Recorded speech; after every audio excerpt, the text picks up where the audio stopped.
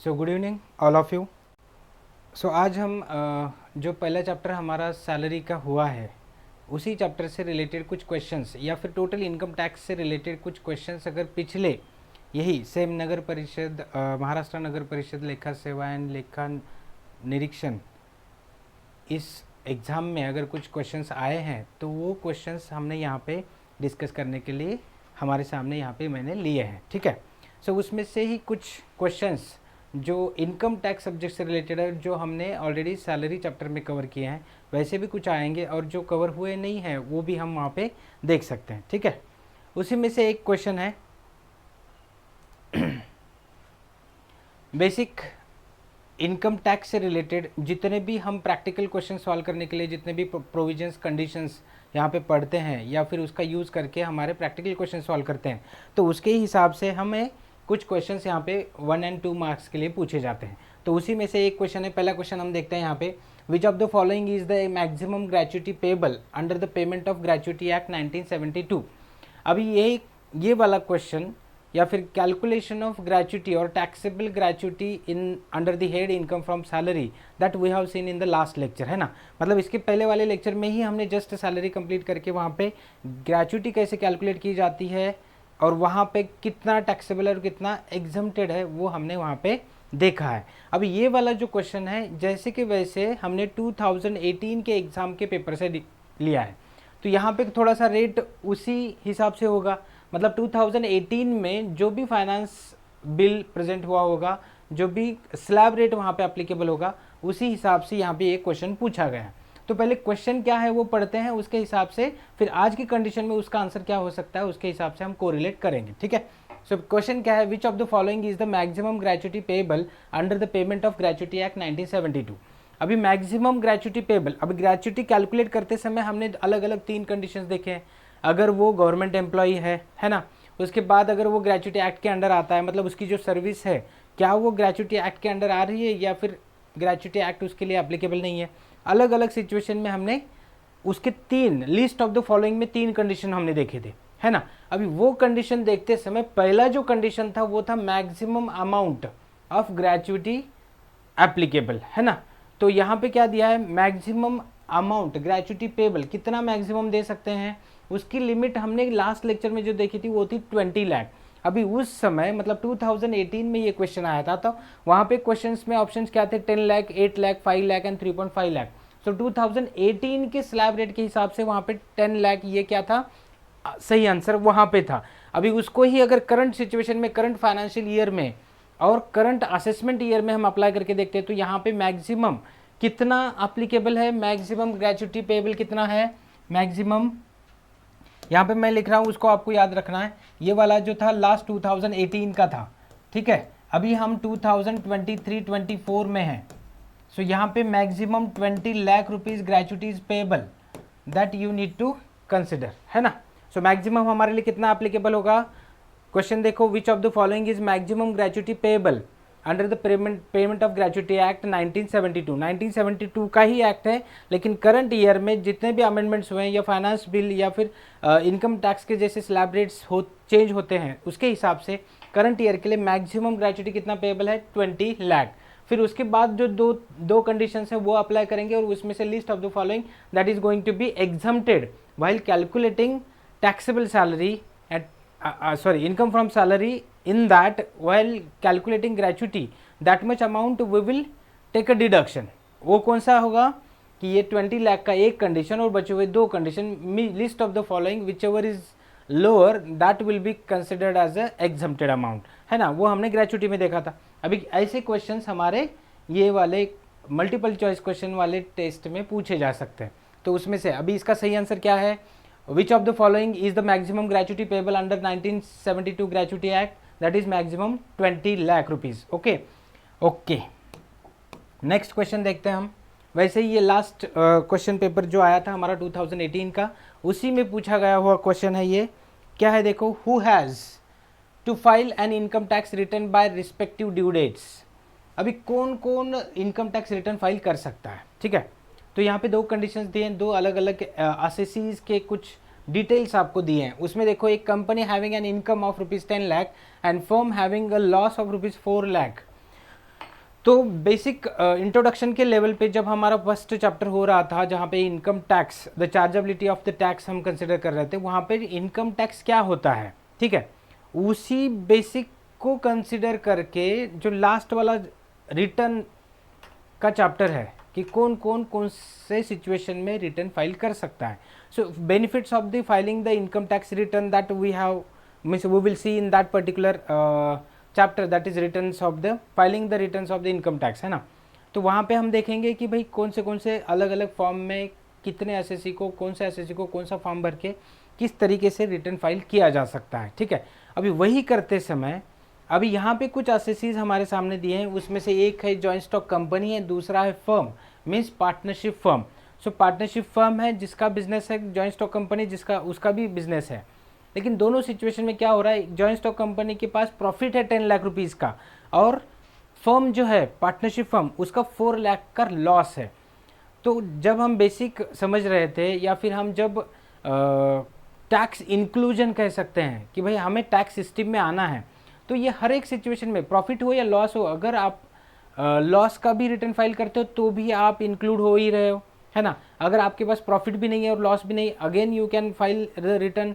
Return means what, the self disclosure of your financial statements. So at any condition, if your act means under which act you are you have registered yourself means your organization, like partnership firm है तो partnership firm act 1932 के under वो registered हो रहा है, joint stock company में 2013 वाला act है.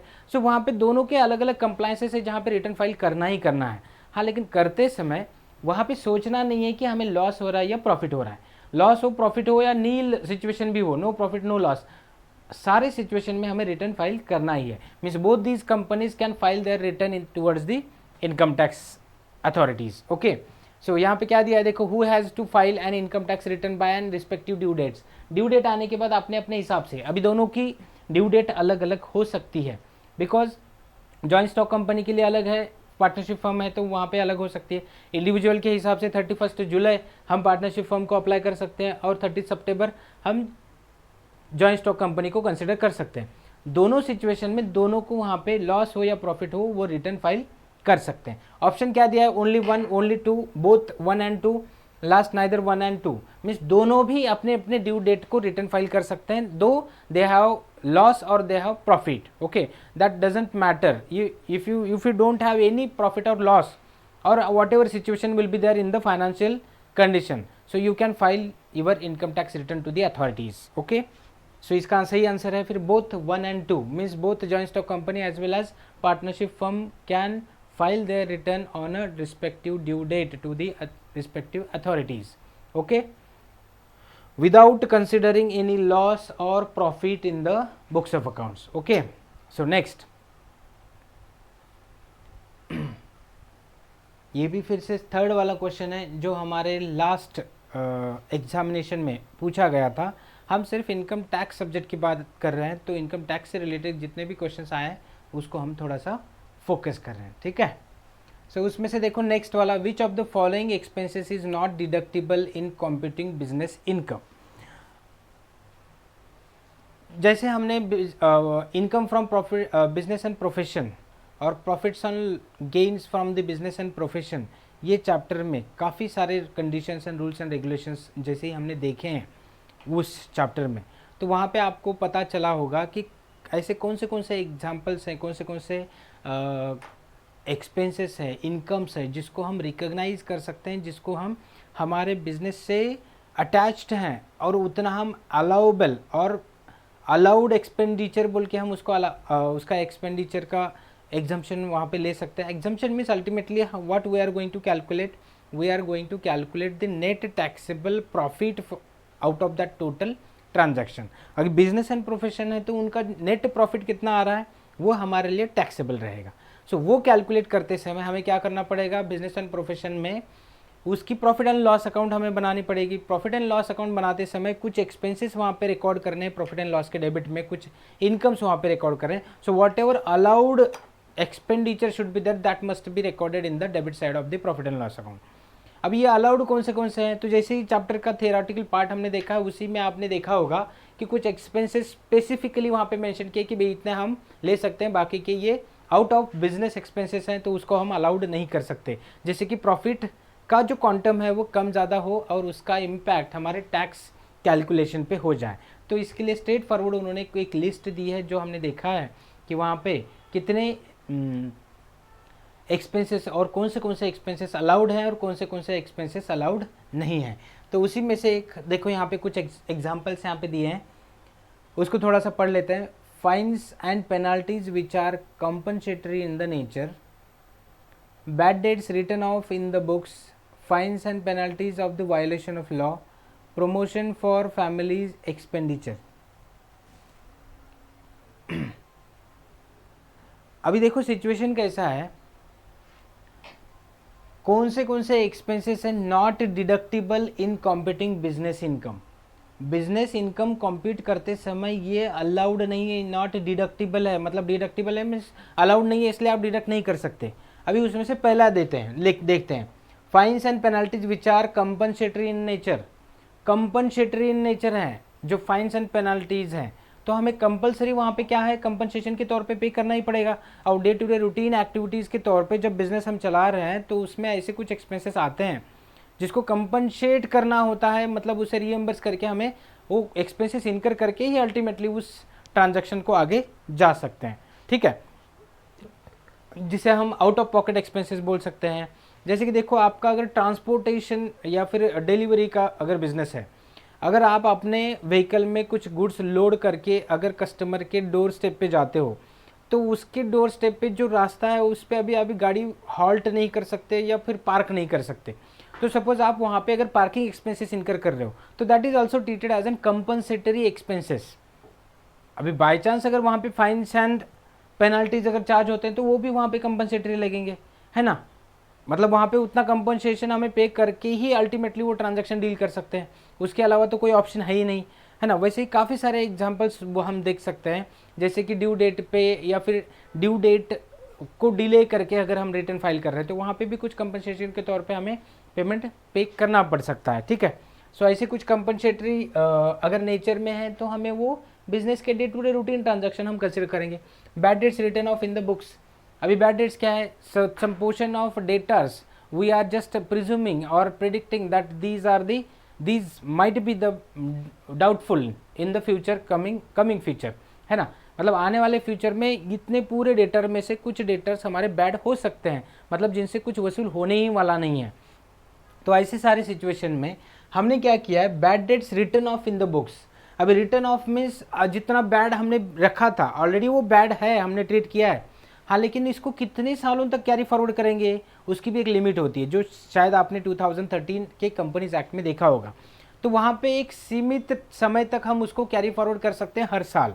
मतलब सपोज 2015 में मैंने किसी को गुड्स बेचे थे, उस डेटर्स को मैं हर साल पेमेंट रिकॉल कर रहा हूँ, लेकिन वो आज देंगे, कल देंगे, अगले साल दे देंगे, है ना, अभी दे देंगे, 6 महीने के बाद दे देंगे, ऐसे करते करते वो अभी 2023 तक आया है। तो आप देखो 2015 से लेकर 2013 मीन्स नियर अबाउट 8 ईयर्स यहाँ पे कंप्लीट हो चुके हैं। सो कितने सालों तक हम उसको कैरी फॉरवर्ड करेंगे और कौन सी सिचुएशन में करेंगे, ये एक लिमिट वहाँ पे अकाउंट्स एंड ऑडिट्स सेक्शन में कंपनी एक्ट 2013 में दिया है। तो उसके हिसाब से हम कितने सालों तक उसे कैरी फॉरवर्ड कर सकते हैं। एक कैरी फॉरवर्ड का टाइम पीरियड खत्म होने के बाद हमें उसको कहीं तो भी एलिमिनेट करना पड़ेगा ना, जिससे कि हमारा जो बैलेंस शीट का डेटर्स का अमाउंट है वो एक तो रिडक्शन वहाँ पे दिखाई दे रहा है, या फिर बैड डेट्स का अकाउंट कंटिन्यूअसली उसे कैरी फॉरवर्ड करके हमारा सिर्फ बैलेंस शीट का टोटल बढ़ रहा है, उसका एग्जैक्ट हमारे डे टू डे रूटीन में जो करंट फाइनेंशियल पोजीशन है उससे डिस्क्लोज नहीं हो रहा है। तो ऐसी सिचुएशन में कुछ बैड डेट्स होते हैं जो कभी रिकवर अभी होने वाले नहीं, फिक्स हैं और काफ़ी समय से हमने उसको कैरी फॉरवर्ड किया है। तो ऐसे क्वेश्चंस या ऐसे बैड डेट्स को या ऐसे डेटार्स को आप क्लियर कट क्या कर सकते हो, राइट ऑफ कर सकते हो। दैट इज ऑल्सो एक नॉर्मल ट्रांजैक्शन है हमारे बुक्स ऑफ अकाउंट्स का, बुक कीपिंग एंड अकाउंटेंसी में से, और वही हमारे बिजनेस के लिए एप्लीकेबल होगा, तो वो भी वहाँ पे अलाउड है। नेक्स्ट आता है fines and penalties for violation of law. आप अब गलतियाँ करोगे, आप ट्रैफिक रूल्स ब्रेक करोगे, आप कोई लॉ का कंप्लायंस नहीं करोगे, तो वहाँ पे आपको पेनल्टी चार्ज होगी ही। और वो बिजनेस का एक्सपेंडिचर नहीं है, वो आपके इग्नोरेंस का है ना। You have not attend that particular compliances, so that you need to pay that much penalties and compensation, so that is your personal default, है ना। तो अभी पर्सनल डिफ़ॉल्ट है, तो इसमें बिजनेस का कोई एक्सपेंडिचर है क्या, कोई लॉस है क्या, नहीं है। तो उस केस में ये वाला जो एक्सपेंडिचर है वो वहाँ पे इलिमिनेट या फिर अलाउड नहीं होगा हमारे प्रॉफिट एंड लॉस से। नेक्स्ट है प्रमोशन फॉर फैमिली एक्सपेंडिचर।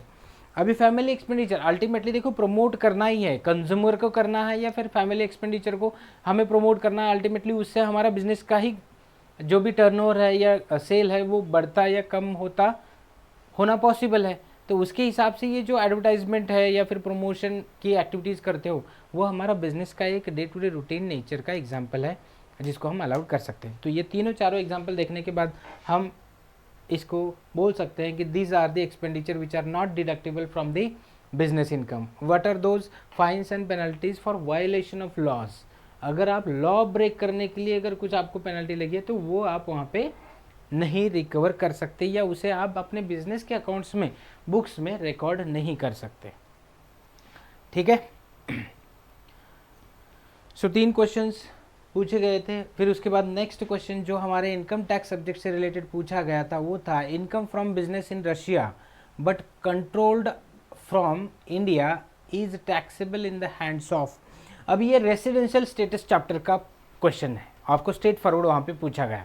इनका कहना ऐसा है, देखो सेम क्वेश्चन हमारे यहाँ पे इनकम टैक्स में भी पूछा जाएगा और जीएसटी के अंडर भी ये पूछा जा सकता है। ठीक है। सो क्वेश्चन क्या है? Income from business in Russia. Russia में जो बिज़नेस हम चला रहे हैं उसका कंट्रोल हमारे इंडिया से हो रहा है। मतलब बिज़नेस हमारी कहाँ पे है? हमारा बिज़नेस कहाँ पे है? रशिया में है। और जिसका कंट्रोल कहाँ से हो रहा है? इंडिया से हो रहा है। तो अभी इनका कहना क्या है, इनका पूछना ऐसे है कि भाई उसका जो टैक्स लगने वाला है वो कौन से देश में लगेगा, इंडिया में लगेगा या रशिया में लगेगा, है ना। तो इसके लिए देखो ये दोनों साइड में, मतलब एक्चुअली अगर देखा जाए तो इंटरनेशनल लेवल पे थोड़ा सा अगर नेचर समझते हो तो आपको आइडिया पूरी क्लियर हो जाएगी। रशिया में जो बिजनेस हो रहा है अल्टीमेटली कंट्रोल कहाँ से कर रहे हैं? हम इंडिया से कर रहे हैं। तो मतलब इसकी रजिस्टर्ड ऑफिस और हेड ऑफिस कहाँ पे है? इंडिया में है। अभी जब हम रशिया से मतलब जितना भी हमारा इनकम अर्न होगा वो रेमिट करेंगे, हम कहाँ पे रेमिट करेंगे? अभी वहाँ पे अर्न हो रहा है तो वहाँ पे पहले उनके इनकम टैक्स चार्ज होगा। हाँ, लेकिन वहाँ से इनकम जब रेमिट होगा इंडिया को तो यहाँ पे भी उसका डबल टैक्सेशन होगा, क्योंकि ये इंटरनेशनल लेवल का क्या है? इनकम का सोर्स है, और जिसको एक कंट्री से दूसरे कंट्री में हम रेमिट कर रहे हैं, तो दोनों जगह पे टैक्स लगेगा। लेकिन यहाँ पे क्वेश्चन क्या पूछा गया है? Income from business in Russia but control from India is taxable in the hands of. किसके हाथों में उसे टैक्सेबल करना है? अभी दोनों कंट्री में टैक्सेबल होगा, ये सही है। अभी दोनों कंट्री में कहाँ कहाँ पे हमारे पास 3 अलग अलग पार्टीज़ हैं। जब आप रेसिडेंशियल चैप्टर पढ़ोगे तो आपको समझ में आ जाएगा, या सिर्फ हमने डिस्कस किया ही है। तो यहाँ पे ऑप्शंस देखो क्या क्या है। Resident but not ordinary resident. Options कैसे कैसे हैं वो पढ़ते हैं पहले। Resident but not ordinary resident, resident and ordinary resident, non resident, both resident but not ordinary resident and resident and ordinary resident. मतलब यहाँ पे 3 है हमारे पास। एक तो रेसिडेंट जो फुल फ्लेज यहाँ पे एक ही कंट्री में रहता है, दूसरा नॉट ऑर्डिनरी रेसिडेंट मतलब एक ऑर्डिनरी और दूसरा नॉट ऑर्डिनरी, उसके बाद नॉन रेसिडेंट। अभी ये दोनों कंट्री में जब कोई भी अमाउंट टैक्सेबल हो रहा है तो दोनों कंट्री में वो नॉन रेसिडेंट नहीं होना चाहिए। अगर नॉन रेसिडेंट है तो उसका इनकम चला जाएगा ना। तो सिर्फ ये ऑप्शन वहाँ पे निकाल दो, नॉन रेसिडेंट, है ना, एनआरआई जिसको हम बोलेंगे, नॉन रेसिडेंट इंडियन, जिसको हम नॉन रेसिडेंट इंडियन कहेंगे। सो नॉन रेसिडेंट इंडियन को हटा दोगे तो बाकी सारे लोगों को ये टैक्सेबल रहेगा दोनों कंट्री में। उनके हिसाब से उनके यहाँ पे जो भी रेसिडेंट प्लस ऑर्डिनरी रेसिडेंट और नॉट ऑर्डिनरी रेसिडेंट तीनों सिचुएशन में उसको क्या होगा? टैक्सेबल होगा। सेम हमारे इंडिया में भी अगर कोई बंदा है जिसके हाथ में वो इनकम आ रहा है तो उसके भी हाथ में देखो लास्ट वाला जो ऑप्शन है हमारा, resident but not ordinary resident and resident and ordinary resident, मतलब यहाँ पे तीनों भी आ गए, resident, not ordinary resident and ordinary resident. बचा एक ही सिर्फ नॉन रेसिडेंट, नॉट ऑर्डिनरी नहीं, नॉन रेसिडेंट, मतलब एनआरआई को छोड़ के बाकी सारे रेसिडेंशियल स्टेटस में उसको वो टैक्सेबल रहेगा। सो किसके हाथ में टैक्सेबल रहेगा? Resident, not ordinary resident and ordinary resident, ये तीनों को वो टैक्सेबल रहेगा, सिर्फ नॉन रेसिडेंट को वो टैक्सेबल नहीं रहेगा। ठीक है, तो ये क्वेश्चन फर्स्ट चैप्टर से ही पूछा गया था, रेसिडेंशियल स्टेटस के चैप्टर से। उसके बाद हम नेक्स्ट वाला क्वेश्चन देखते हैं। ये टीडीएस से रिलेटेड पूछा गया हुआ एक क्वेश्चन है जो हमारे लास्ट ईयर के क्वेश्चन में मतलब एग्जामिनेशन में पूछा गया था। देखो, eight which of the following rate is a tax in respect of fees for professional services section 194J is deducted. अभी देखो, जब हम टीडीएस डिडक्ट करते हैं, TDS means before paying a salary to the employee, employer try to deduct some portion of that particular whole amount in the form of taxes which will be repaid to the government on behalf of that particular employee only। अभी यहाँ पे क्या हो रहा है, as a employer एक intermediator का role play कर रहा है। जब वो एम्प्लॉय को सैलरी पे कर रहा है तो पे करने से पहले उसके ऊपर का जो इनकम टैक्स चार्ज होता है वो ये खुद ही डिडक्ट कर रहा है, और ये खुद एम्प्लॉयर क्या करेगा, उधर गवर्नमेंट अथॉरिटीज़ को पे करेगा। अब यहाँ पे क्या हो रहा है, this employer is playing the role in between that government and that employee, मतलब जो टैक्स डिपार्टमेंट है प्लस ये एम्प्लॉय, इन दोनों के बीच में का वो ब्रिज बन रहा है। ये क्या कर रहा है, अभी एम्प्लॉय बहुत सारे होते हैं तो वहाँ पे अवॉइडिंग टैक्स इवेजन बहुत ज़्यादा हो सकता है, तो उसे कंट्रोल करने के लिए एम्प्लॉयर के कि जितने भी एम्प्लॉयज़ होंगे वो सारे एम्प्लॉयज़ का टैक्स कलेक्ट करेगा और अपने गवर्नमेंट को पे करेगा। ठीक है, तो ऐसे सारे सिचुएशन में अगर सैलरी है तो 194 वहाँ पे क्या होगा, 192 सेक्शन एप्लीकेबल होगा। और यहाँ पे क्या है, प्रोफेशनल सर्विसेज है तो यहाँ पे कितना है, 194J। सो वहाँ पे आपको प्रोफेशनल सर्विसेज रेंडर करने के अगेंस्ट जो फीस मिल रही है एज ए प्रोफेशनल फीस, उस पर कितना टीडीएस चार्ज होगा, ऐसे वो पूछ रहे हैं। सो टीडीएस के रेट्स तो तब भी सेम थे, अभी भी सेम है। तो आप देख सकते हो 5%, 2%, 10% एंड 8%। तो यहाँ पे ये 10% जो है, सॉरी यहाँ पे जो है 10% जो है ये सही आंसर है। 10% हम क्या करेंगे, मिनिमम हर, मतलब देखो हमारा फर्स्ट स्लैब अभी हमें पता नहीं होता है, मतलब एक स्टैंडर्ड, एक इम्प्लाइड स्टैंडर्ड रेट बनाया है 10%। अभी यहाँ पे होता क्या है कि सामने वाले एम्प्लॉय का टोटल इनकम कितना है ये पता नहीं होता है ना, और हमारे बेसिक 3 स्लैब्स थे पहले, 10%, 20% एंड 30%। सो तब से लेके ये रेट जैसे कि वैसे कंटिन्यू हो चुका है। आज की कंडीशन, आज की डेट में हमारे पास 5% का भी रेट है, 10% का भी है ना। तो वहाँ पे वो स्लाइटली चेंज नहीं हुआ है, क्योंकि 5% की कैटेगरी के लिए अगर 5% रखा तो फिर कुछ लोगों को हमें 10% कैलकुलेट करना पड़ेगा, कुछ को 5, कुछ को 20, ऐसे करते रहना पड़ेगा। तो दोनों तीनों का एवरेज मिला के उन्होंने एक एवरेज स्टैंडर्ड रेट रखा है 10%। अगर आप एक्स्ट्रा पे करते हो तो ईयर एंड में जाके रिफंड क्लेम करो, अगर आप कम पे करते हो टैक्स तो ईयर एंड में आपको एक्स्ट्रा लायबिलिटी होगी, तो वो ऑटोमेटिकली आप वहाँ पे डिमांड जो भी होगी वो पे कर सकते हो। सो इसका एक एवरेज रेट उन्होंने लिया है और वही रेट है हमारा 10%। अब ये कब एप्लीकेबल है, आपको क्वेश्चन ऐसे भी पूछा जा सकता है, 194J के अंडर हो या 192 के अंडर हो, कौन से भी सेक्शन के अंडर, अगर उस बंदे के पास अगर पैन नहीं है, पैन नंबर नहीं है, अगर उस बंदे के पास पैन नहीं है, परमानेंट अकाउंट नंबर अगर नहीं है, तो ये 10% विल बिकम 20%। तो at that time you means that employer will charge, means अभी एम्प्लॉयर नहीं, अभी यहाँ पे क्या है, प्रोफेशनल सर्विसेज हैं, लेबर चार्जेस हैं, ऐसे कोई भी अगर पेमेंट अगर पे किया जा रहा है और आपके पास पैन नहीं है तो आपके पास से 20% एज ए TDS बोल के वहाँ पे टैक्स चार्ज किया जा सकता है। ठीक है, ये दोनों बातें यहाँ पे याद रखना। अब यहाँ पे प्रोफेशनल सर्विसेज पे टैक्स कितना, TDS कितना वसूल किया जा रहा है, 10%। अगर पैन नहीं है तो 20% चार्ज करेंगे। ठीक है, next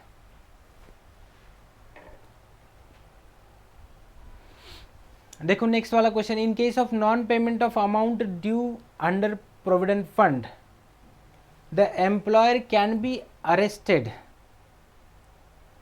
non payment of provident fund, देखो क्या बोल रहा है, in case of non payment of amount due under provident fund the employer can be arrested. Second वाला पॉइंट दिया, one person company is a private limited company and which has only one person as a member. अभी इसमें से उनका क्या कहना है कि इसमें से कोई तो दो स्टेटमेंट, मतलब जो दो स्टेटमेंट दिए हैं यहाँ पे, फर्स्ट और सेकंड वाला, इन दोनों में से कौन सा राइट है कौन सा रॉन्ग है, क्या दोनों राइट हैं क्या दोनों रॉन्ग है, वो हमें यहाँ पे बताना है। ठीक है, अभी देखो सेकंड वाला क्वेश्चन तो स्ट्रेट फॉरवर्ड डेफिनेशन बताता है यहाँ पे, one person company is a private limited company which has only one person to deal all these things, internal as well as external activities of that particular business entity, है ना। सो इस case में क्या हो रहा है, one person is whole and sole of that for that company, तो second वाला स्टेटमेंट तो सही है। फर्स्ट वाला देखो क्या कहता है, in case of non payment of amount due under provident fund the employer can be arrested. Yes, अगर आप एम्प्लॉयज़ के ड्यूज अगर प्रॉपर टाइम पे नहीं करते हो तो फर्स्ट टाइम के लिए आपको इंटीमेशन दी जाएगी, सेकंड टाइम आपको नोटिफिकेशन प्रॉपर तरीके से दी जाएगी, और थर्ड टाइम आपको डायरेक्टली अरेस्ट करने तक के या फिर पेनाल्टी प्लस इम्प्रिजनमेंट दोनों चार्जेस वहाँ पे चार्ज किए जाते हैं। ठीक है, तो मीन्स पहला भी स्टेटमेंट सही है और दूसरा भी, पेनाल्टीज एंड कंपनसेशन, उसमें फाइन्स एंड पेनाल्टीज में आप देख सकते हो ये वाला point, non payment of gratuities sorry provident fund, what will be the situation. So यहाँ पे अलग अलग आंसर्स दिए हैं, statement 1 is true and statement 2 is, तो इसका सही आंसर क्या है, both the statements are true. ठीक है, सो ये दोनों स्टेटमेंट हमारे लिए क्या है, सही हैं। सेकंड तो स्ट्रेट फॉरवर्ड हमें समझ रहा था क्योंकि that is the definition of one person company, and जो फर्स्ट वाला था उसमें क्या दिया है, in case of non payment of amount due under provident fund the employer can be arrested. तो यहाँ पे क्या है, अगर आप प्रोविडेंट फंड जो एम्प्लॉय का फंड है वो अगर अपने पास ही मेंटेन करके रखते हो और उसको अगर डिस्ट्रीब्यूट नहीं करते हो तो you can suffer for imprisonment, means that is going to be arrested. Okay, next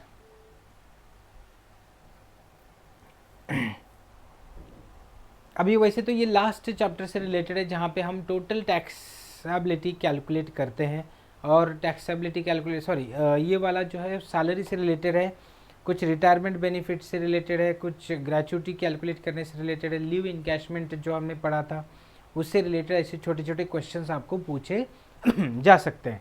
जैसे कि हमने देखो पेंशन देखा था, उसके बाद ग्रेचुटी देखा था, लीव इनकैशमेंट देखा था, उसी में से एक यहाँ पे क्वेश्चन यहाँ पे आया है जो आप देख सकते हो, mister Xavier an employee of Era Limited receives rupees 80,000 as leave salary at the time of his retirement on 28th February 2018, ये तब की बात है। ठीक है, average salary drawn during last 10 months is rupees 3,000, last drawn salary is rupees 3,200, duration of service is 24 years and 7 months, leave taken while in service is 9 months, leave entitlement as per employer's rule is 1.5 month for each completed year of service, the taxable leave salary for assessment year 2018-19 is, अभी यहाँ पे हमें क्या देखना है, leave encashment. Leave encashment से related हमने देखो एक लास्ट लेक्चर में हमने शायद 2 क्वेश्चंस बहुत अच्छे से लिए थे, वहाँ पे शायद आप ये कैलकुलेट मतलब ऐसे ही कुछ क्वेश्चन देखे थे। ये था टैक्सेबल ग्रेचुटी,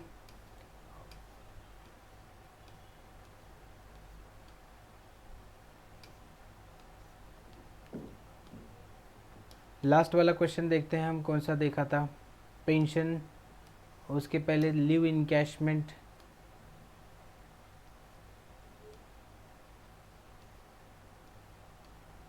यहाँ पे देखो कौन सा है ये,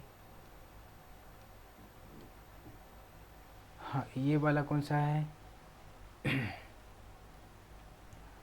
ये था हमारा हॉस्टल अलाउंस। ठीक है, उसके अलावा आगे देखते हैं कौन से, ये पूरा चार्ट थोड़ा सा फोकस करके देखोगे तो आपको समझेगा कि हमारा टोटल लीव इनकैशमेंट कैसे है। और लास्ट लेक्चर में हमने ये वाला क्वेश्चन यहाँ पे सॉल्व किया था, ठीक है। अब ये उसे ही सॉल्व करने से पहले हम थोड़ा सा इसको ओवरव्यू देखते हैं, क्वेश्चन को समझते हैं, ठीक है। क्वेश्चन में क्या दिया है, कुछ डिटेल्स दिए हैं और उसको लीव इनकैशमेंट कितना हो सकता है, तो उसके लिए थोड़ा सा रिवाइज करके देखते हैं। लीव इनकैशमेंट मीन्स क्या होता है। Leave encashment received during the period of service, अगर सर्विस करते हुए अगर मिल रहा है तो दैट इज फुल्ली टैक्सेबल।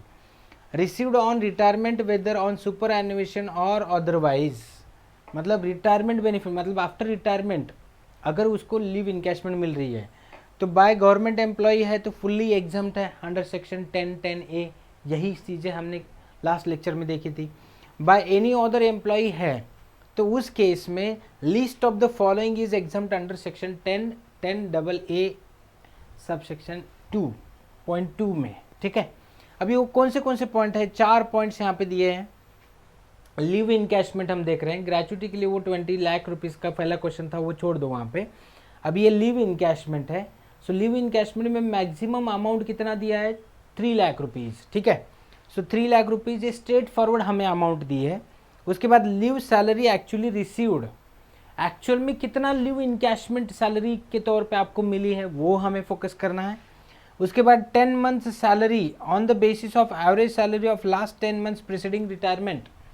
अभी जिस दिन वो रिटायर हुआ है उसके पिछले 10 महीनों का थोड़ा सा हमें क्या करना है, 10 महीनों का टोटल जो सैलरी है उसको फोकस करनी है और उसमें से 10 महीने के सैलरी का एवरेज निकालना है और वही एवरेज हम यहाँ पे कंसिडर करेंगे 10 months salary on the basis of average salary of 10 months preceding the retirement, ठीक है। और ये वाला थर्ड पॉइंट हुआ।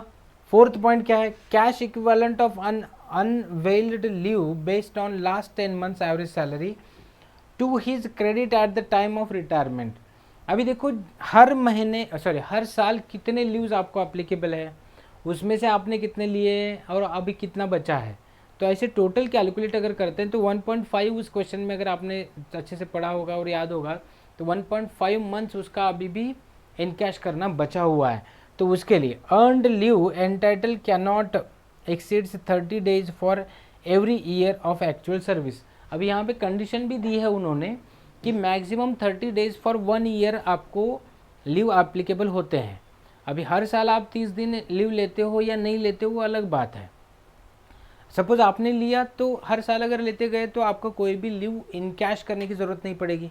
हाँ, अभी 25 साल 24 साल 7 महीने अगर उसकी जॉब है तो उस केस में उसके पास कुछ लीव्स बचे हुए होंगे जिसको उन्होंने इनकैश करना ज़रूरी समझा, तो उसे इनकैश करने के लिए ये रूल्स है, लिस्ट ऑफ द फॉलोइंग, तो उसे ही फॉलो करेंगे हम और उसके हिसाब से देखेंगे। यहाँ पे देखो क्या सिचुएशन है, देखो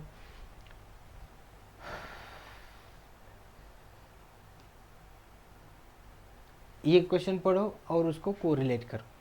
mister Gupta retired on 1 December 2022 after 20 years of service. यहाँ पे 20 ईयर्स ऑफ सर्विस है इसकी, 5 लाख रुपए उसको लीव इनकैशमेंट मिला है। उसके बाद अदर डिटेल्स है, salary basic salary, dearness allowance, commission वगैरह दिया है और उसके बाद बोनस भी दिया है। Leave avail during the year 480 days, मतलब टोटल उसको 600 डेज अगर आप मानते हो तो 600 डेज, 30 डेज अगर पर ईयर अगर कंसिडर करते हैं तो 600 डेज उसको क्या होंगे, एप्लीकेबल होंगे। उसमें से उसने कितने अवेल किए हैं, 480, तो 600 माइनस 480 अगर करेंगे कैलकुलेट तो 120 डेज उसको क्या होगा, इन कैश करने की ज़रूरत पड़ेगी। He was entitle to 30 days leave every year, वो तो कंडीशंस सबके लिए एप्लीकेबल है। So he is a government employee, he is a non government employee, तो दोनों सिचुएशन में उसका टोटल लीव इनकैशमेंट कैसे कैलकुलेट करते हैं वो देखना है यहाँ पे। His salary received at the time of retirement, sorry leave salary received at the time of retirement कितना मिला है इसको, 5 lakh. Okay, next exemption under section 10 ही है, जितना एग्जम्प्टेड है उतना माइनस करके हमें उसे नील करना है। अगर वो गवर्नमेंट एम्प्लॉय तो 100% वहाँ पे टैक्स फ्री रहेगा। अगर वो गवर्नमेंट एम्प्लॉय नहीं है तो उस सिचुएशन में यहाँ पे देखो हमारा कैलकुलेशन है, if he is a non government employee तो पहला आएगा salary received, leave salary received, कितना सैलरी मिला है उसको, 5 लाख रुपए यहाँ पे। और उसके बाद नेक्स्ट उसमें से ही list of the following exam करना है। तो हमारा कंडीशन रहेगा 5 लाख, स्टैट्यूटरी लिमिट 3 लाख, और ये 10 मंथ सैलरी के हिसाब से हमें कैलकुलेट करना है। ठीक है, अभी ये कैलकुलेट करते समय देखेंगे थोड़ा सा। देखो दोनों सिचुएशन हमारे सामने है अभी। Mister Xavier has an employee of Era limited receives 80,000 as a leave salary. इसको मिले 80,000। यहाँ पे क्वेश्चन हमने 5 लाख का सॉल्व किया था। Eight the time of his retirement on 28 February 2018, average salary drawn during the last 10 months is rupees 3,000. Last drawn salary is 3,200 during the lifetime. He has total served 24 years and 7 months. अभी हमें क्या करना है, हमें जो इसकी total अभी थोड़ा सा यहाँ पे फोकस अगर करके देखते हैं हम, तो इसके ये टोटल 80,000 में से हमें एग्जम्प्टेड जो लीव सैलरी है वो माइनस करनी है, और बचा हुआ हमारा क्या रहेगा, टैक्सेबल रहेगा। सो उस केस में, ठीक है, उस केस में हमें करना क्या है फिर। अभी देखो, हाँ अभी देखो क्या लिखा है यहाँ पे, लिव सैलरी जितना हमें मिला, ये तो गवर्नमेंट एम्प्लॉय नहीं है तो उसको तो साइड में रखेंगे हम। तो सैलरी टोटल मिली कितनी है, 80,000। सो ये 80,000 जो भी है हमारे पास, वो 80,000 अगर आपको दिख रहा है यहाँ पे तो आप थोड़ा सा फोकस कर सकते हो, चलो कोई बात नहीं। 80,000 वो एक पॉइंट आया हमारा यहाँ पे, live salary received 80,000। Next statutory limit कितनी है, 3 लाख, उसको भी 3 लाख है, इसको भी 3 लाख है, क्योंकि वो पुराना था तो उसको छोड़ दो, अभी करंट ईयर का अप्लाई करेंगे rules. So 3 lakh. Next 10 month salary based on average salary of last 10 months, और उन्होंने दी है यहाँ पे average salary last drawn during the last 10 months is rupees 3,000 and last drawn salary is rupees 3,200। अभी यहाँ पे देखो 10 months salary based on average salary of last 10 months, that is 10 multiplied by last 10 month salary divided by so क्या लिखा है देखो, 10 multiplied by salary of last 10 months, that is जो भी लास्ट 10 मंथ्स होंगे उसकी salary divided by 10। So means हमें करना क्या है, 10 महीने की सैलरी डिवाइडेड बाय 10 करेंगे, तो जो भी एवरेज सैलरी आएगी उसे मल्टीप्लाइड बाय 10 करेंगे। मतलब अगर उसमें वेरिएशन होगा तो शायद एवरेज सैलरी अलग आएगी। सपोज 10 महीने की 10 महीने की सैलरी अगर सेम है तो उसको 10 से डिवाइड करेंगे तो अल्टीमेटली उतना ही सैलरी आने वाला है। तो जो भी हो, हमारी 10 महीने की एवरेज सैलरी लेंगे, उसको मल्टीप्लाइड बाय 10 करेंगे, जैसे कि 10 मंथ सैलरी मिलेगी, और उसको ही आगे लेके जाते हैं 10 मल्टीप्लाइड बाय, अभी यहाँ पे जितने भी महीने वहाँ पे दिए हैं उसके हिसाब से प्रोपोर्शनेटली वो कैलकुलेट कर रहे हैं। सो वो जो भी आया है यहाँ पे 66,000, ठीक है, 10 मंथ सैलरी। हमारे पास एवरेज सैलरी उन्होंने दी है,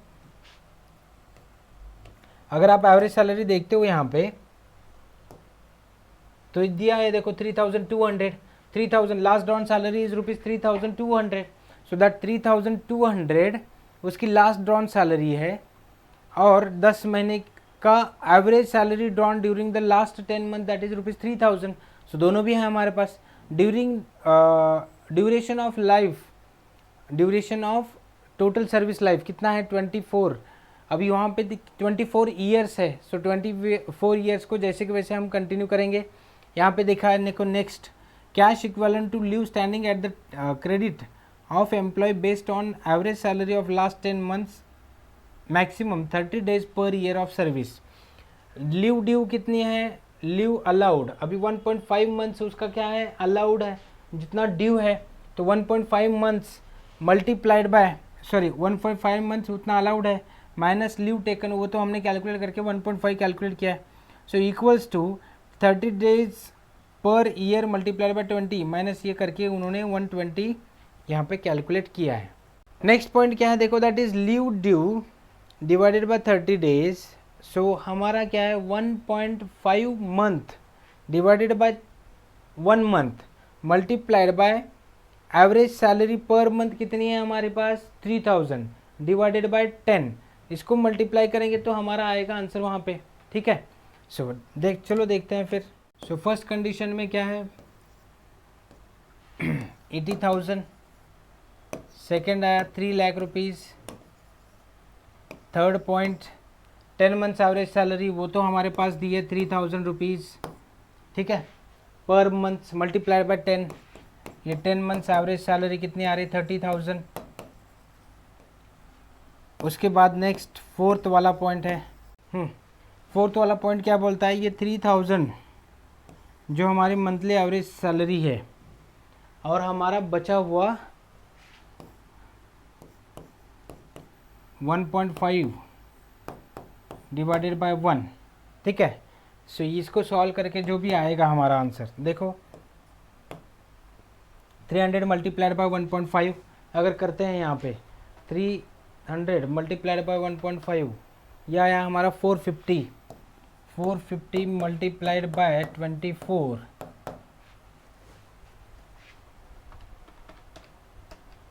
यह आया हमारा 10,800, ये आया हमारा 10,800। सो लिस्ट ऑफ द फॉलोइंग में देखो ये 80,000 है, ये 3 लाख है, ये 30,000 है, ये है 10,800। सो ये चारों कंडीशन में जो लिस्ट ऑफ द फॉलोइंग होगा वो रहेगा हमारा एग्जम्प्टेड। सो ठीक है, हमारे पास मिला कितना है 80,000। सो 80,000 minus 10,800, so this is exempted.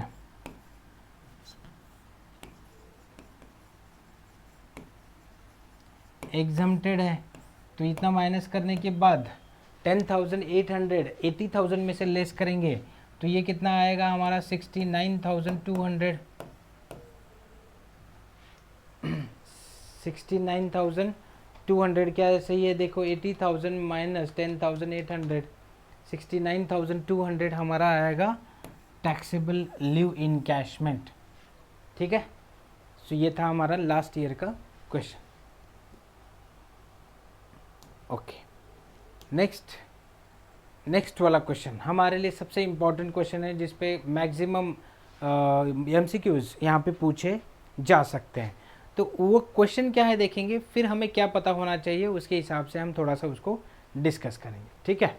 अभी देखो, mister Athawale derives a taxable income of ₹18 lakh, ये वाला क्वेश्चन लास्ट एग्जामिनेशन में जैसे कि वैसे पूछा गया था 2018 में, तो उसको वैसे ही लिया गया है। हाँ, अभी 2018 का स्लैब रेट अलग था तो वहाँ पे उसके ऑप्शंस अलग हैं, उसी को हम आज की कंडीशन में आज के टैक्स रेट लगा के हम कैलकुलेट करेंगे, ठीक है। सो अभी देखो क्वेश्चन क्या है, mister Athawale derives a taxable income of ₹18 lakh, the final tax liability for the year ended, so current year ended लेते हैं 31 मार्च 2023 या 2024, ओके, इज, अभी नीचे हमें कैलकुलेट करना है। सो मीन्स आपका अगर इनकम 18 लाख है तो आपकी टैक्स लायबिलिटी कितनी आती है, अभी ये पुराने स्लैब रेट से क्या कैलकुलेट किया गया है तो पुराने हिसाब से होगा, हम इसी को अभी नए स्लैब रेट से कंटिन्यू करना चाहते हैं। अमाउंट कितना है इनकम का 18 लाख, हम और 2-3 अमाउंट लेंगे और अलग अलग तरीके से अपने स्लैब रेट्स के हिसाब से कैलकुलेट करेंगे, ठीक है। तो अभी पहले स्लैब रेट्स देखते हैं क्या क्या है, ठीक है। ओल्ड रिजिम है हमारे लिए, इस आज की डेट में, आज करंट ईयर में आप अगर देखते हो तो हमारे पास 2 टैक्स रेट्स अप्लीकेबल हैं, 2 स्लैब रेट्स अप्लीकेबल हैं, एक ओल्ड रिजिम आता है, दूसरा न्यू रिजिम आता है, ठीक है। सो ओल्ड रिजिम कैसा था, 2,50,000 तक क्या है, फुल्ली एग्जम्प्ट है। So means if you have a income below 2,50,000 then you don't have to pay any penny, okay. So means nil tax is there. 2,50,000 से 5 लाख 5%, 5 लाख से 10 लाख 20%, और 10 लाख से ज़्यादा है तो 30%। ये था हमारा ओल्ड रिजिम, ठीक है। टैक्स कैलकुलेट करना है हमें, थोड़ा सा अच्छे से फोकस करो, ये स्लैब रेट्स है लेकिन अप्लाई कैसे करना है उस पर हमारा इंपॉर्टेंट है, इंपॉर्टेंट जो है वो एप्लीकेशन है। और न्यू टैक्स रिजिम क्या है, up to 3 lakh nil, 3 to 6 5, 6 to 9 10, 9 to 12 15, 12 to 15 20, और मोर देन 15 30। पहला वाला जो हमारा है, अभी हम यहाँ पे थोड़ा सा देखते हैं, पहला हमारा 18 लाख का है, ठीक है। 18 लाख का अगर स्लैब रेट अगर हम मानते हैं, ये 18 लाख,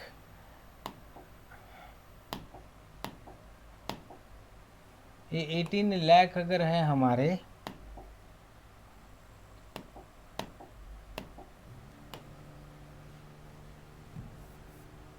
एक मिनट,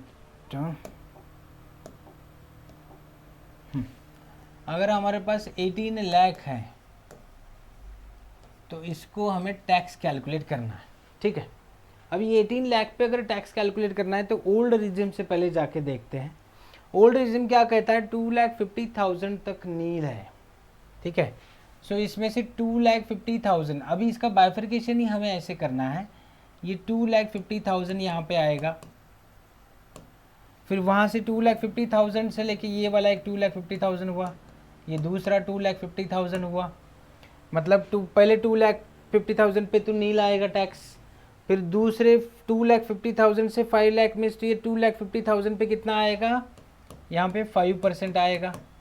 उसके बाद 5 लाख से 10 लाख तक का ये कितना डिफरेंस है, 5 लाख का डिफरेंस है, तो 5 लाख का डिफरेंस पे कितना आएगा, 10%, ठीक है। उसके बाद 10 लाख से आगे जितना भी होगा उस पर 30% है।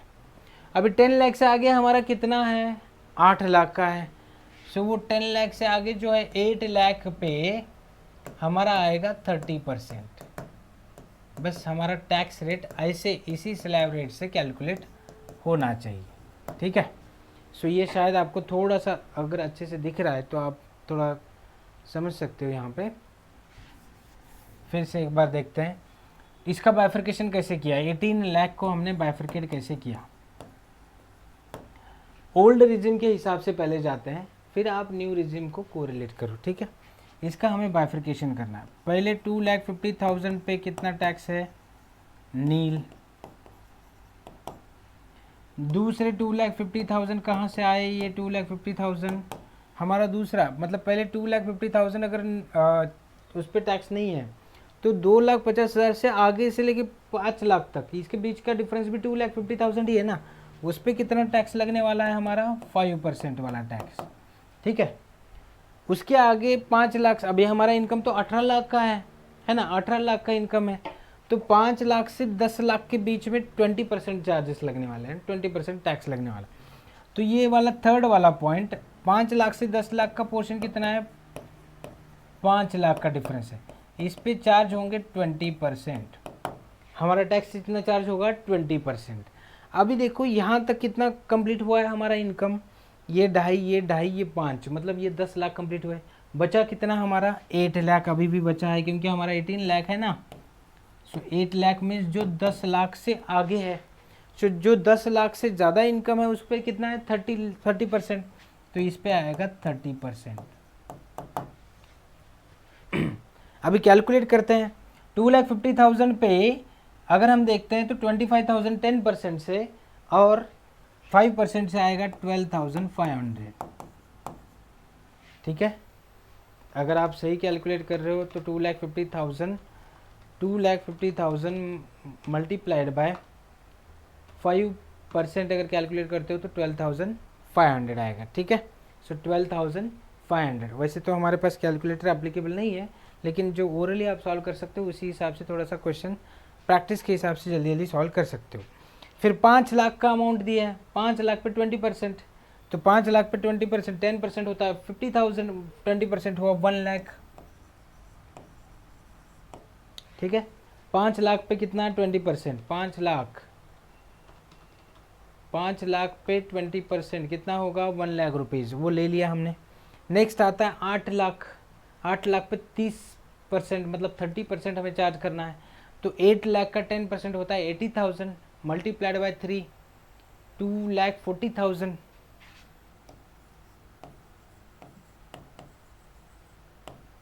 ठीक है, 2,40,000। ये रहेगा हमारा ओल्ड रिजिम पे 18 लाख पे टैक्स, ठीक है। 18 लाख पे टैक्स कितना रहेगा हमारा, ये इसको ऐड कर दो,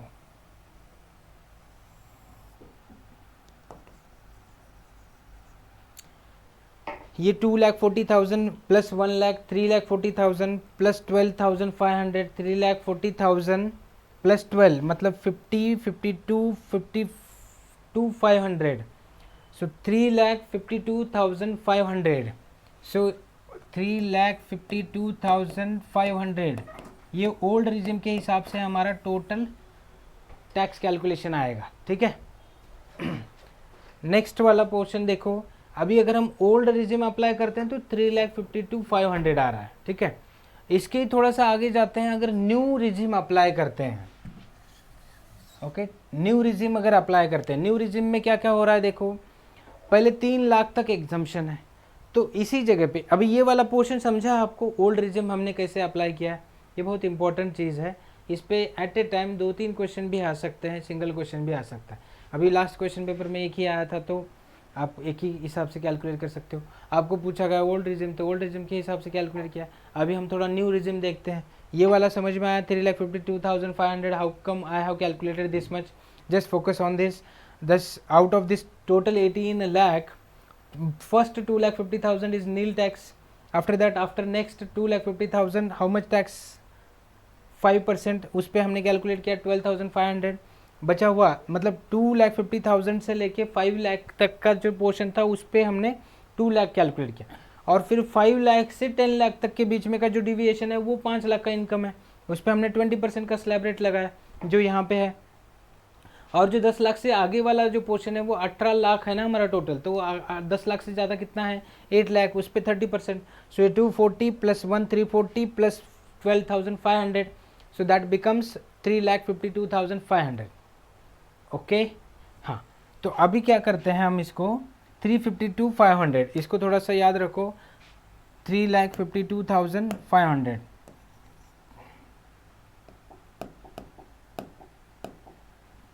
3,52,500 ये हमारा ओल्ड रिजिम पे आया 18 लाख पे। ठीक है, उसी 18 लाख को हमें को कंसिडर करना है अभी और न्यू रिजिम अप्लाई करना है। ठीक है, सो न्यू रिजिम अप्लाई करते समय अगर आपको दिखाई दिया, हाँ 18 लाख में से पहले 3 लाख अगर चले जाते हैं तो इसको आएगा नील। ठीक है, उसके बाद 3 लाख से 6 लाख के बीच में यहाँ पे कितना पोर्शन आता है 3 लाख का, इस पे कितना परसेंट बोल रहे हैं वो 5% बोल रहे हैं। ठीक है, सो यहाँ पे चला गया 3 लाख, यहाँ पे फिर से चला गया 3 लाख, यहाँ पे भी फिर से 3 लाख, हमारा टोटल 18 है, फिर से यहाँ पे 3 लाख आ रहा है। सो अब तक के 3 लाख देखो 1 2 3 4 12 लाख हो गए हैं। अभी यहाँ पे हमारा 18 है, तो यहाँ पे फिर से हम 3 लाख लेंगे, तो इन दोनों के बीच में का डिफरेंस भी उतना ही है ना, 9 lakh to 12 lakh 3 lakh, 12 to 15 3 lakh, 6 to 9 3 lakh, तो हमारे पास 3 लाख का ही डिफरेंस है। तो ये कितने हो गए 1 2 3 4 5 15 लाख यहाँ पे हो गए, और बचा हुआ आया हमारा 3 लाख का ये लास्ट वाला पोर्शन है ना। मतलब हमारा टोटल, इसका टोटल अगर आप देखोगे तो ये 18 लाख का हमारा इनकम है। अभी 18 लाख को मैंने ऐसे बाइफरकेट किया जिससे कि हमें प्रॉपरली उसको टैक्स रेट अप्लाई करना। सो पहले 3 लाख पे कितना है 0, यहाँ पे टैक्स लगेगा। दूसरे 3 लाख पे कितना है 5%, तो दूसरे 3 लाख पे 5% मीन्स क्या है, अगर 10% लगता है तो कितना लगेगा 30,000। अभी यहाँ पे लगेगा 15,000, 5%। नेक्स्ट 3 लाख पे 10% 30,000, नेक्स्ट 3 लाख पे 15,000 है, सो 45,000 यहाँ पे चार्ज लगेंगे। आप कैलकुलेट करो, आपको समझ में आएगा। नेक्स्ट 3 लाख पे 20% है, 10% से 30,000, 20% से 60,000। ठीक है, और लास्ट वाले 3 लाख पे हमारा कितना टैक्स लगने वाला है 30%। 3 लाख पे 10% होता है 30,000, और उसका 3 टाइम्स कितना होगा फिर 30 मल्टीप्लाइड बाय 3 90,000, ये 90,000, और ये वाला हमारा टोटल आएगा कितना आया देखो 15 प्लस 30 प्लस 45 प्लस 60 प्लस 90। ठीक है, सो देखो वो टोटल कितना है 15 प्लस 30 प्लस 45 प्लस 60 प्लस 90, वो आया 2,40,000। ओह शिट, क्या हुआ? ओके ठीक है, अभी हम उसको फिर से लिखते हैं अच्छे से, क्योंकि वो हमारे लिए इम्पोर्टेंट है वैसे भी। हाँ, ये ओल्ड रिजिम से आया था 3,52,500, और यहाँ पे हमने 18 लाख को ऐसे डिस्ट्रीब्यूट किया था कि यहाँ पे 3 लाख आया था, यहाँ पे 3 लाख, हर एक स्लैब में हमारे पास 3 लाख अगर हम डिस्ट्रीब्यूट करते हैं 1 2 3 4 5 6 7, तो ये टोटल मिला के हो गया हमारे 18 लाख। उसके हिसाब से हमने रेट लगाए थे। पहले 3 लाख पे नील आया था, दूसरे 3 लाख पे 15,000, उसके बाद 30,000 आया था, उसके बाद 45,000, उसके बाद 60,000 और उसके बाद 90,000। ये ऐसे टैक्स रेट आया था और ये सब मिला के 2,40,000 हमारा आने वाला था। फिर भी एक बार हम टोटल करके देखते हैं कितना आ रहा है। देखो 15 प्लस 30 प्लस 45 प्लस 60 प्लस 90, ये आया हमारा 2,40,000। ठीक है, 2,40,000। अभी देखो जिस बंदे का 18 लाख रुपीज़ इनकम हो उसका ओल्ड रिजिम के हिसाब से टैक्स आता है 3,52,500 और उसने अगर ओल्ड न्यू रिजिम अप्लाई किया तो 2,42,000 टैक्स लायबिलिटी आती है। तो आपको क्वेश्चन ऐसे भी पूछा जाना चाहिए कि भाई एक बंदे का अगर 18 लाख रुपीज़ इनकम है तो उसको दोनों में से कौन से स्लैब्स को जाना चाहिए। तो आप यहाँ पे ऊपर देख के बता सकते हो कि भाई कौन सा हमारे लिए सूटेबल रहेगा। तो हमारे लिए यहाँ पे कौन सा सूटेबल रहेगा, न्यू टैक्स रिजिम। बिकॉज यहाँ पे देखो टैक्स लायबिलिटी जो है वो अल्टीमेटली अमाउंट रिड्यूस होके रेट इंक्रीज होता है, मतलब मैक्सिमम रेट और मिनिमम अमाउंट चार्ज हो रहा है।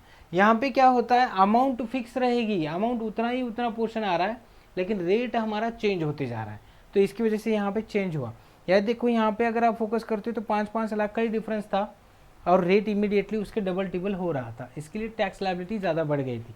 यहाँ पे वैसे सीन नहीं था, क्वांटम सेम है, टैक्स रेट चेंज हो गए तो उतने प्रोपोर्शनेट तक ही क्या होगा, वहाँ पे टैक्स लायबिलिटी उनकी एक्स्ट्रा आएगी। ठीक है, ओके। अभी इसी एग्जाम्पल को, यही वाला एग्जाम्पल हमारे लिए इम्पोर्टेंट है। ये तो हमारा लास्ट क्वेश्चन, मतलब क्वेश्चन आया था लास्ट कुछ सालों पहले, है ना, तो इसको हम निकाल देते हैं। अभी हम एक छोटा सा क्वेश्चन लेते हैं जो नेक्स्ट, ठीक है, एक रैंडम कोई भी अमाउंट ले लेते हैं कि अगर किसी बंदे का total tax liability, sorry total taxable income जो है, सपोज उसका टोटल टैक्सेबल इनकम हमारा 45 लाख है, किसी एक आरसीसी है उसका 45 लाख है। हम सिर्फ ऑर्डिनरी रेसिडेंट पर्सन की बात कर रहे हैं, यहाँ पे कोई सीनियर सिटीज़न नहीं है, कोई लेडीज़ वेडीज़ कुछ कोई भी एग्जाम्पशन हम कंसिडर नहीं कर रहे हैं। हम नॉर्मल इंडिविजुअल पर्सन के स्लैब रेट्स को फोकस कर रहे हैं। बस उसके हिसाब से हम 45 लाख अगर उसका टोटल इनकम है तो उसका नेट टैक्स लायबिलिटी कितना आता है वो हमें देखना है। नेट मीन्स पहले तो टैक्स लायबिलिटी कितनी आती है, उसके बाद वो सेस फीस ऐड करके फिर उसका नेट लायबिलिटी वहाँ पे आ जाएगा। सो 45 में अगर हम फोकस करते हैं तो यहाँ पे न्यू रिजिम के हिसाब से तो सारे 3-3 लाख तो यहाँ पे बाइफिकेट होंगे ही। हाँ, अभी यहाँ पे देखो ये वाला, अभी यहाँ पे 3-3 6 8 सॉरी 6 12 13 14 15 लाख तक यहाँ पे चला गया। अभी 45 में से 15 लाख अगर यहाँ पे चले गए तो 15 लाख से आगे जितना भी है उस पर 30% बोला जा रहा है यहाँ पे। सो 15 लाख के आगे कितना है यहाँ पे, 30 लाख है। सो ये वाला पोर्शन आएगा, देखो 30 लाख पे उसको कितना पे करना पड़ रहा है, 30% टैक्स पे करना पड़ेगा। ओके, हाँ। और इधर की सिचुएशन में कैसे रहेगा, पहले 2,50,000 तक नील, उसके बाद ये 2.5 लाख पे 5%, तो वो 2.5 लाख पे 5% मीन्स कितना आया हमारा 12,500। 12,500। फिर ये 5 लाख पे 20% था। सो 5 लाख पे 20% हमने कैलकुलेट किया था वहाँ पे, देखो 5 लाख पे 20%, 50,000 मीन्स 1 लाख आ रहा था। सो वो 1 लाख यहाँ पे आएगा। नेक्स्ट, पहले तो नील आया ना, पहला तो नील आया, उसके बाद सेकंड स्लैब में आया 5%, थर्ड में 20%। अभी उसके आगे, अभी यहाँ तक कितने 10 लाख कंप्लीट हो गए, 10 लाख के आगे कितना बचा, 35 लाख। अभी ये 35 लाख पे 30% है हमारा, 35 लाख पे अगर हम डायरेक्टली 30% अगर कैलकुलेट करते हैं तो वो आता है 10,50,000। तो इसकी टोटल टैक्स लायबिलिटी कितनी आती है, ये देखो 500, ये 11,62,500 ओल्ड रिजिम के हिसाब से आएगी।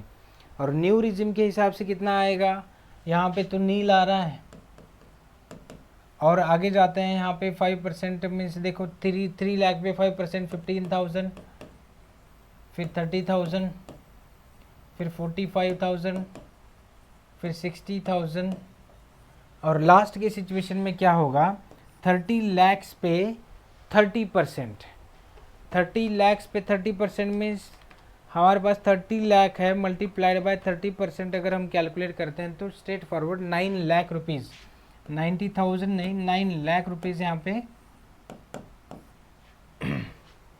क्या आएगा, टोटल लास्ट स्लैब से, लास्ट रेट से स्लैब कैलकुलेट हमने किया।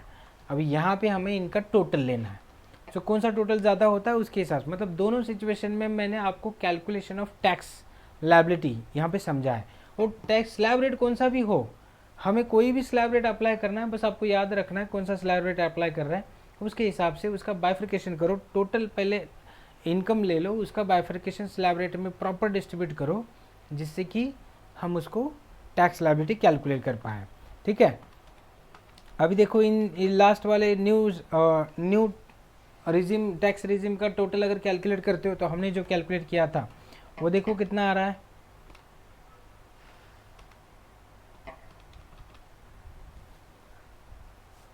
वो आएगा 10,50,000। देखो भला कैसा है, पहले तो आएगा 9 लाख, उसके बाद 15,000, फिर उसके बाद 30,000, 45,000, उसके बाद 60,000, 10,50,000। तो ये न्यू टैक्स रिजिम के हिसाब से आएगा 10,50,000। तो देखो यहाँ पे आ रहा है 11,62,500 और वहाँ पे आ रहा है 10 लाख, ये 10 है 10,50,000। सो आप देख सकते हो यहाँ पे भी हमने सेम, जिसका इनकम 45 लाख है उसको अगर ओल्ड रिजिम अप्लाई करते हैं तो उसका 1 लाख, मतलब नियर अबाउट देखो पूरा 1.5 लाख, 2 लाख का यहाँ पे डिफरेंस आ रहा है। ठीक है, 2 लाख रुपए का एक्स्ट्रा टैक्स वहाँ पे किया जा रहा है अप्रॉक्सीमेटली।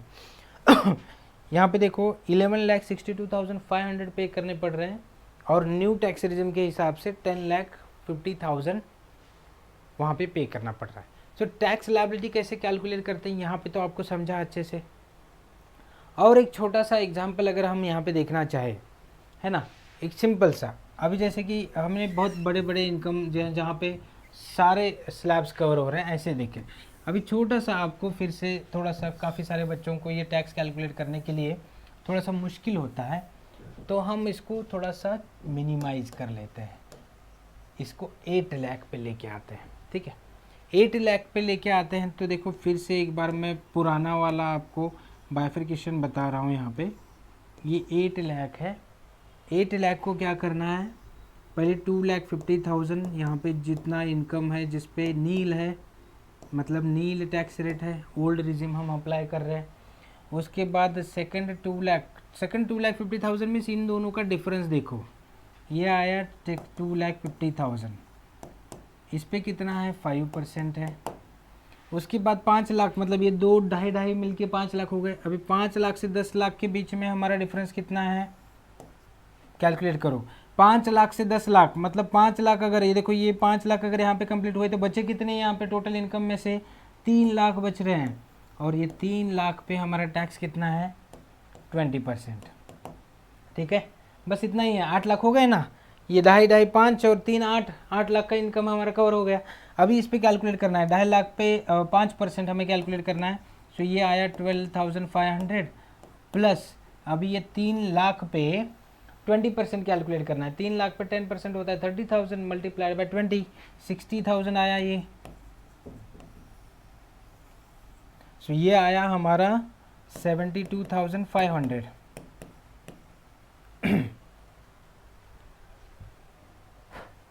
ओल्ड टैक्स रिजिम से 8 लाख अगर इनकम है तो 72,500 आ रहा है। ठीक है, अब इसको अगर न्यू रिजिम में हम अगर लाते हैं, 8 लाख हैं, पहले 3 लाख यहाँ पे चले गए, दूसरे 3 लाख यहाँ पे आ गए, 6 हो गए, यहाँ पे बचे 2, क्या हमारे टोटल 8 लाख हो गए।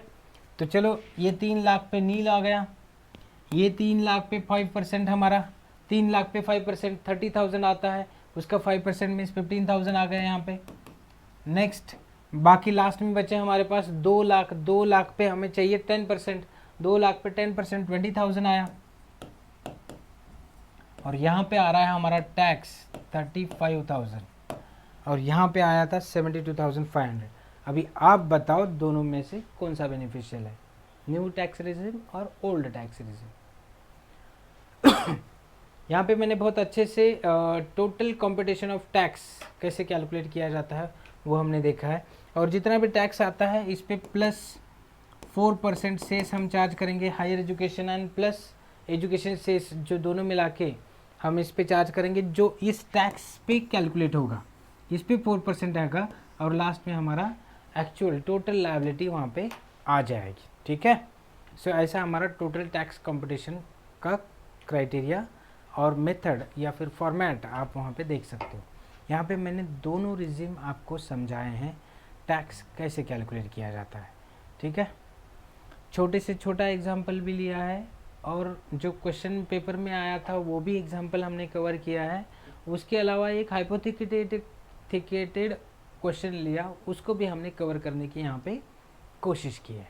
सो ऐसे सब कुछ हमने कवर करने के बाद टैक्स कैसे कैलकुलेट किया जाता है, दोनों में का डिफरेंस, अगर आपको अगर कंपैरिजन पूछा जाता है तो भी आप बता सकते हो। अगर किसी एक इंडिविजुअल एसएससी का अगर आपको इनकम दिया है और उस केस में आपको बताया जा रहा है just compare that which tax regime is beneficial for mister x और मिस्टर जेवियर, जो भी है हमारा, है ना, उसके हिसाब से हम किसको क्या कर सकते हैं, कैलकुलेशंस कर सकते हैं। ठीक है, सो यहाँ पे हमारे लास्ट ईयर के क्वेश्चंस का एक ओवरव्यू उसको सॉल्व करने का, और एक जो इम्पोर्टेंट था वो था कंपटीशन ऑफ टैक्स लायबिलिटी, वो भी हमने अलग अलग क्वेश्चन के थ्रू से देखा है। ठीक है, और इसके अलावा और कोई एग्जांपल अगर इनकम टैक्स का देखना चाहते हो तो बोल सकते हो। इसी से रिलेटेड देखो, अगर टैक्स इनकम अगर हमारा 8 लाख है तो उसके हिसाब से, अभी सपोज़ और एक छोटा सा एग्जांपल अगर हम यहाँ पे न्यू रिजिम, सिर्फ न्यू रिजिम को फोकस करते हैं, ठीक है, 15 लाख है सपोज, 15 लाख, सो यहाँ पे 3 लाख आया, यहाँ पे 3 लाख आया, 3 बचे 15 मीन्स 3 3 और 3, बट ये 5 बार 3 हो गए तो 15,000 हो गए। सो हम हर एक की जगह पे अगर हम कोशिश करते हैं तो यहाँ पे 3 लाख पे 5% कितना आ रहा है, 3 लाख पे 5% कितना आ रहा है 15,000, 3 लाख पे 10% आ रहा है 30,000, नेक्स्ट आया 3 लाख पे 15,000 आता है 45,000, 3 लाख पे 20% 60,000। बस इसका टोटल करना है हमें, इसका टोटल जो भी आएगा वो आएगा नए टैक्स रिजिम के हिसाब से टैक्स लायबिलिटी। देखो कितना आ रहा है 45, 45, 90 और वो 1,50,000, 1,50,000 आता है कि देखो एक बार,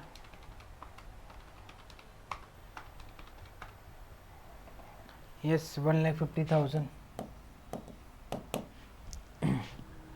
ये एक अलग से 15 लाख का एग्जांपल हमने लिया जो सिर्फ न्यू टैक्स रिजिम के हिसाब से हमें कैलकुलेट करना है, बस उस हिसाब से हमने यहाँ पे कैलकुलेट किया है। बस इस तरीके से आज के लिए हमारे जितने भी क्वेश्चन हमने देखे हैं लास्ट क्वेश्चन पेपर से रिलेटेड और कंपटीशन ऑफ टैक्स लायबिलिटी, लगता है कि आप सबको अच्छे से समझ में आया होगा।